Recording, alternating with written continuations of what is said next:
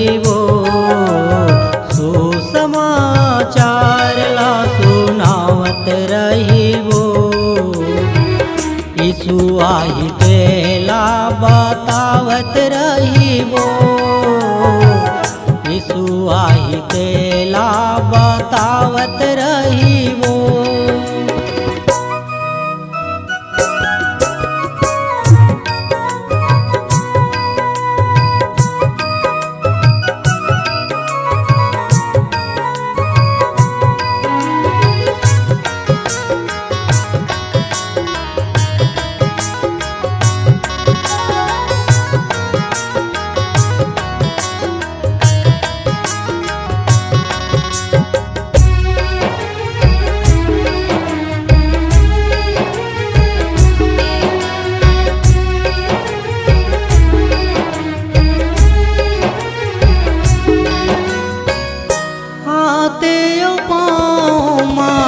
किलाला ठोके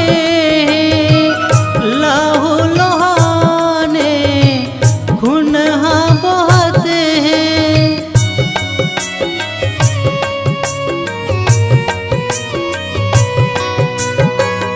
हाथे पाँव माँ किलाला ठोके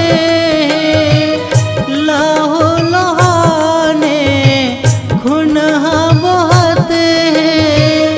तब भोल सबला माफ करत है, ये बात ला हम बतावत रहीबो। यीशु आही तेला सुनावत रहीबो, यीशु आही तेला बतावत रहीबो।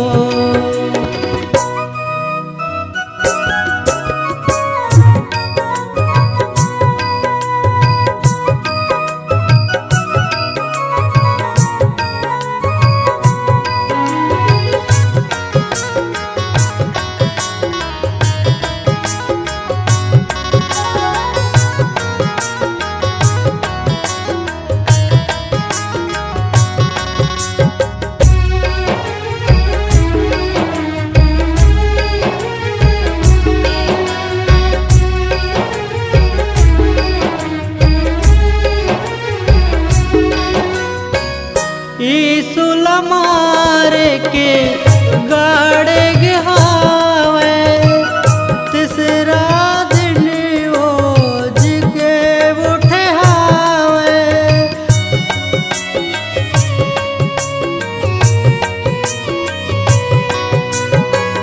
यीशु मार के गाड़े गहावे, तीसरा